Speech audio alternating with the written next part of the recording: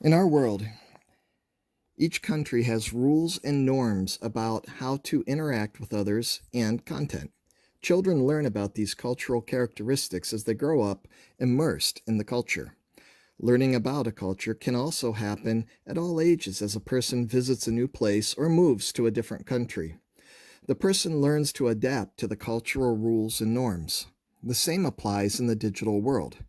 Students need to learn how to be good digital citizens as they work, learn, play, and engage with others.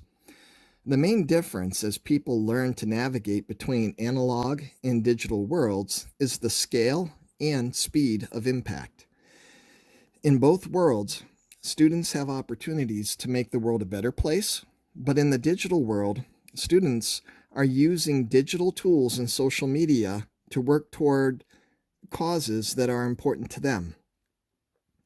Digital citizenship addresses the rights and responsibilities, but also the nearly unlimited opportunities students have to make an impact, even at a global scale. Standard 3 provides guiding principles on the rights, responsibilities, and opportunities that students have within the digital world. Educators can mentor students to exercise their civic rights in order to co develop social norms.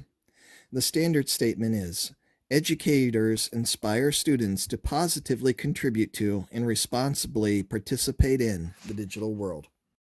To better understand the standard, we have the standard indicators, which provide further direction in how to become a digital citizen.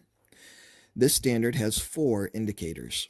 The first indicator directs educators to create experiences for positive relationship and community building. The second indicator asks educators to guide students in safe, legal, and moral digital practices. The third indicator calls for a culture of curiosity using digital tools. The fourth indicator asks educators to model and promote protective practices regarding personal data and identity. The first indicator, educators create experiences for learners to make positive, socially responsible contributions and exhibit empathetic behavior online that build relationships and community. Next, we will further the definition by uncovering the intent of the 3 components, the numbered components of this indicator. Diving deeper into the first part of this indicator, make positive socially responsible contributions. A question to consider. What positive socially responsible contributions can my students make online? Some examples. Engaging productively with others online, sharing creative or intellectual work that is original, protected, and documented, being involved in virtual social actions such as crowdsourcing, crowdfunding, or mobilizing for a cause using digital tools for entrepreneurship and innovation. An action you could take. Hold a group discussion on what it means to be positive, socially responsible, and empathetic online. What does it look like? Brainstorm ways that students can practice these behaviors. Diving deeper into the second part of this indicator, exhibit empathetic behavior. A question to consider. How can I shift my practice and approach to teaching online behaviors to accentuate the positive and proactive alongside the cautious and protective? An example to consider. Being civil and humane in online interactions and communications. Standing up for others online, and being respectful of others' perspectives and experiences. Some actions you could take. Join forces with other educators in your school or beyond to showcase students' proactive work online and advocate for increased student empowerment. Another, identify an opportunity to model the use of posting to social media in front of your class and perform a think aloud as you craft your post. Diving deeper into the third part of this indicator, build relationships and community? A question to consider. How can I build relationships and community in my class using online tools? An example, using digital tools to contribute to the common good and build interpersonal bonds. An action you might take. Review your own social media and online footprint and ask yourself how it might be perceived by various stakeholders, including your students. The second indicator for this standard.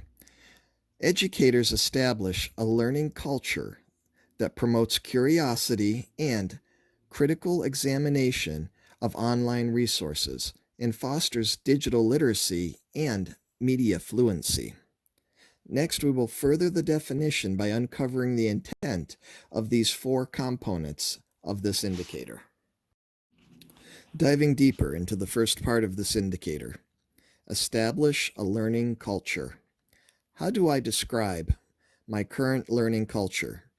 What practical steps and concrete goals could I take to shift it toward greater curiosity and critical examination of resources? An example to consider. Create shared values, social norms, and goals around the purpose and approach to learning in the digital world. An action you might take. Encourage students to pursue curiosities and model how to connect that curiosity to concrete goals or learning. Discuss how to balance explore time with get it done time. Diving deeper into the second part of this indicator, curiosity. A question to consider. Have I ever read something online only to find out later that it was untrue or less than credible? How did the experience make me feel? An example to consider. Encourage and support students to question the information and ideas put in front of them to pursue their own interests, ideas, and hunches. An action you might take. Provide students with a checklist to validate authenticity and validity of online resources. Older students can help develop the list or evaluate an existing list for gaps. You might also ask students to find online articles about the same event that present different facts. Use this as an opportunity to discuss heuristics and fallacies such as confirmation bias. Diving deeper into the third part of this indicator, critical examination of online resources. A question to consider. Do I think students believe everything they read online? An example. Assessing the credibility and usefulness of information found online and in the media. For example, evaluating accuracy of source data, bias, and relevance to learning goals.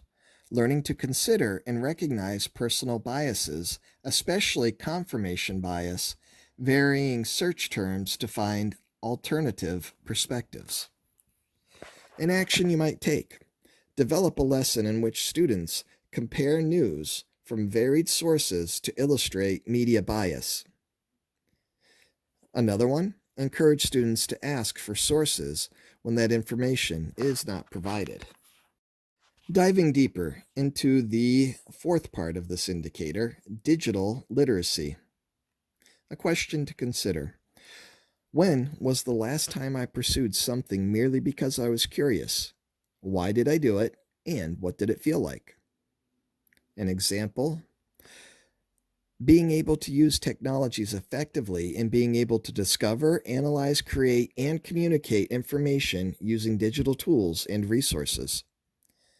An action you might take. Let students practice communicating and sharing with different tools, platforms, and modalities to build their media fluency skills. And diving deeper into the fifth and last part of this indicator, media fluency. A question to consider. Our total knowledge is doubling every couple years. 100 years ago, it was reasonable for a student to memorize much of what was known in a discipline. Is it now? If not, what adaptations have we made? What is worth memorizing versus what can easily be accessed from the internet? An example, the ability to meaningfully interpret large amounts of complex information in multiple formats and communicate and share across various media formats. An action you might take: design an assessment where students have free access to any resource. What are you really assessing? So, Bloom's, are you looking at Bloom's remember, the understand level, the apply level, the analyze level, the evaluate, or the create? Designing this assessment so that it is internet proof, meaning that students can't just go to the internet and copy somebody else's answer, thoughts, or ideas. This assessment has to make the students apply, analyze, evaluate, or create. In review, the Digital Citizen Standard reads, educators inspire students to positively contribute to and responsibly participate in the digital world. The third indicator for this standard is educators mentor students in safe, legal, and ethical practices with digital tools and the protection of intellectual rights and property. Next, we will further the definition by uncovering the intent of the 5 components of this indicator. And diving deeper into the first part of this indicator, which is mentor. A question to consider: which safe, ethical, and legal technology practices are applicable and most important for educators to consider? An example: coaching or offering ongoing guidance that includes modeling of your own practice, sharing with and teaching others, and providing ongoing productive feedback and advice. An action you might take: take a closer look at your school or district's acceptable use policy to better understand the safety and legal practices it includes.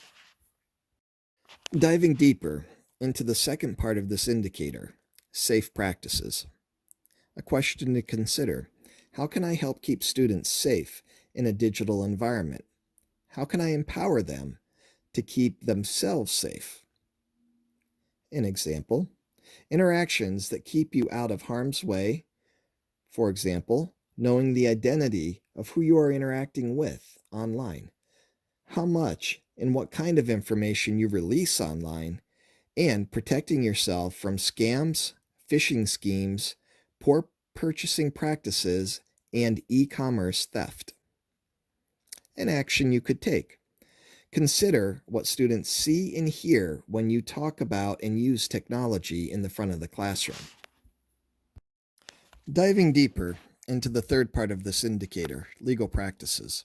A question to consider: do your students see you using protected materials in your presentations? Do you bypass network protections or log in as someone else?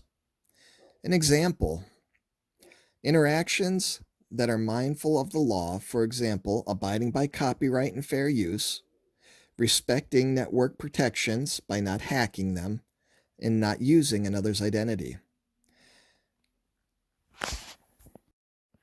And diving deeper into the fourth part of this indicator, ethical practices. What are interactions that align with your moral code? Well, for example, preventing or not engaging in cyberbullying, trolling, or scamming, avoiding plagiarism, and supporting others' positive digital identity. A question to consider then: what do you do on your personal time, and what do your students see you doing? Can they see your social media? What would they think if they could? And diving deeper into the fifth and final part of this indicator, protection of intellectual rights and property. A question to consider: how well versed am I in respecting and adhering to intellectual property laws and guidelines? Some examples: mindful sharing of creative and intellectual work, knowing and using Creative Commons as well as innate copyright protections. Some actions you might take: check the content you use for instruction regarding permissions to use it. Refresh your memory about educational fair use guidelines. Showcase Creative Commons as a tool to find digital content that has permissions for you to use. Have the students share something they created online and choose which CC or Creative Commons license they want to use. In review, the Digital Citizen Standard reads, educators inspire students to positively contribute to and responsibly participate in the digital world. We're now going to consider the fourth indicator. The fourth indicator reads, educators model and promote management of personal data and digital identity and protect student data privacy. Next, we will further the definition by uncovering the intent of three components of this indicator. Diving deeper into the first component of this indicator, model and promote. A question to consider: in what ways do I take personal responsibility for my own personal data and identity? Some examples to consider. Educators engage in these best practices themselves, bringing transparency to them with colleagues, parents, students, and other stakeholders, and promote them among students, colleagues, and other stakeholders. Diving deeper into the second part of this indicator, management of personal data. Question to consider: in what ways do I take personal responsibility for my own personal data and identity? Some examples: creating effective passwords, authenticating sources before providing personal information, sharing personal data conscientiously, not posting addresses or phone numbers publicly. And diving deeper into the third part of this indicator, management of digital identity. A question to consider: in what ways do I take personal responsibility for my own personal data and identity? An example: how an individual is represented online in the public domain based on activities and connections or tagging through social media posts, photos, public online comments, or reviews, and how others depict you online.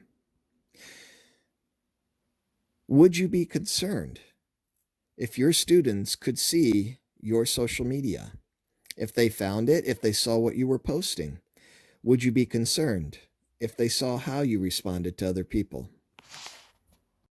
And diving deeper into the final part of this indicator, protect student data privacy. A question to consider: in what ways do I take personal responsibility for my own personal data and identity and that of my students? An example to consider: actively protecting students' personal and academic information through such precautions as not sharing student work, pictures, or identifying information without permission from students and parents or guardians. Being safe when working with student data in public or shared spaces. Understanding companies' privacy and data management policies. And avoiding those without strong management and privacy for student data. Here we'll consider some examples of how ISTE members work towards this standard. Eric from Connecticut shared, the ISTE standards for educators, citizen, informs my professional practice as I strive to model safe and responsible uses of digital media. While guiding students in the awareness, protection, and analysis of their own digital footprints, it is also important that I promote best practices among my colleagues that are respectful of student information, such as data collection and storage, emails that include student demographics, and critical evaluation of privacy policies for mobile apps that students use. Ashley from Michigan shared, I teach students how to be responsible digital citizens through an infographic that I made. The infographic focuses on digital footprints, what they are, why students should care, and how to manage and protect their own digital footprint. Nancy from Texas shared, I am always looking for ways to talk about students as digital citizens and how teachers can encourage rather than limit their digital opportunities. As an example, I spoke with a teacher just yesterday who wanted to stop using Google Classroom because her middle school students were saying inappropriate things to each other in the comments. I explained to the teacher that she actually had a great opportunity to discuss with her students the difference in communication styles and appropriateness when you are texting your friends or having a school discussion. I encouraged her to get her students involved in setting their own guidelines and norms.